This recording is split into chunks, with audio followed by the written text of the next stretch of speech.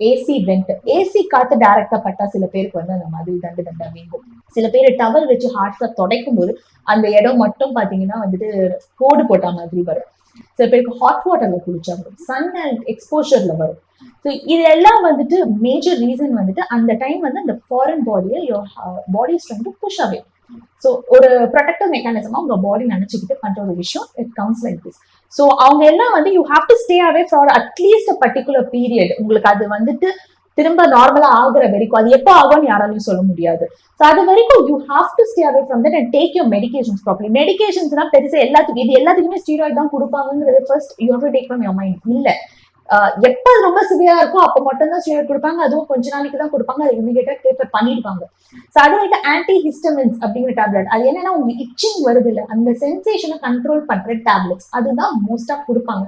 ஒரு particular dosage particular பீரியடுக்கு நீங்க follow பண்ற மாதிரி இருக்கும். அண்ட் இதெல்லாம் விட ரொம்ப முக்கியம், நீங்க யூ ஹேவ் டு ஐடென்டிஃபை என்ன காஸ் பண்ணுது and you have to minus அந்த காசை கம்ப்ளீட்டா வந்து நீங்க எடுத்தா மட்டும்தான், கொஞ்ச நாளைக்காவது நீங்க எடுத்தாதான் இட்ஸ் கோனா கம் டவுன்.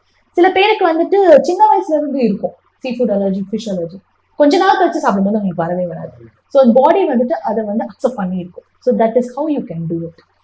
அடுத்தது வந்து டாட்டூஸ் போடுவாங்க. இந்த டாட்டூஸ் போடும்போது வரக்கூடிய ரேஷஸ், ஸோ இந்த டாட்டூஸ் வந்து பெர்மனெண்ட்டாக டாட்டூஸ் போடும்போது நிறைய பேருக்கு வந்து அது ஒத்துக்காது. அண்ட் அந்த அந்த நிப்பில் இருக்கக்கூடிய ப்ராப்ளம் வந்து நிறைய பேருக்கு சீரியஸான ஒரு பெரிய ப்ராப்ளமே காஸ் பண்ணும். ஸோ இதை எப்படி பார்க்குறீங்க?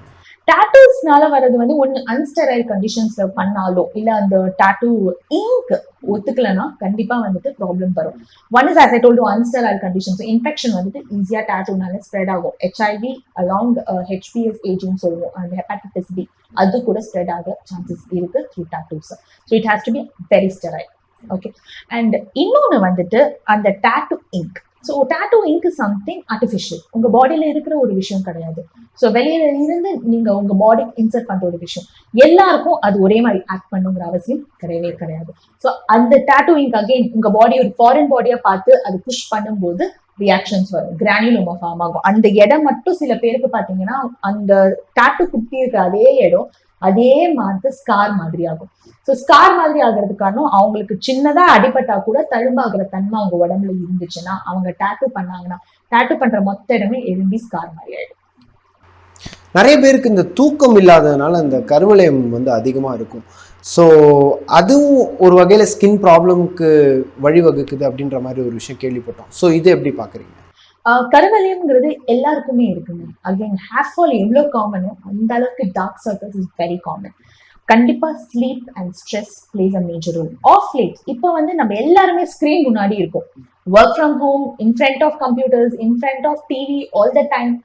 அது வந்துட்டு it's definitely gonna cause lot of damage உங்க சுத்தி இருக்கிற ஸ்கின்னுக்கு, கண்ணை சுத்தி இருக்கிற ஸ்கின்னுக்கு. ஏன்னா இந்த கண்ணை சுத்தி இருக்கிற ஸ்கின் இருக்கிறதுல ரொம்ப டெலிகேட் ஆன ஸ்கின். அந்த இடத்துல ஃபேட் ஜாஸ்தி இல்லை. ஸோ மசில் இருக்கு, உங்க பிளட் வெசல்ஸ் இருக்கு, டைரக்டா mild amount of fat and skin, அவ்வளவுதான். ஸோ பெரிய எக்ஸசிவ் லேயர்ஸ் கிடையாது. ஸோ இமீடியட்டா ரியாக்ட் ஆகிறதுக்கு ரீசன் வந்துட்டு இதுதான். இன்னொன்று வந்துட்டு கண்ணை வந்து ஸ்கிராச் பண்ணிக்கிட்டே இருப்பாங்க. சில பேருக்கு டஸ்ட் அலர்ஜி இருக்கும், அவங்களால கையை வச்சா எடுக்கவே முடியாது. ஸோ அந்த மாதிரி பண்ணும்போது அந்த குட்டி குட்டி வெசல்ஸ் பிரேக் ஆகும். அந்த வெசல்ஸ் பிரேக் ஆகிறதுனால பிக்மெண்டேஷன் வரும்.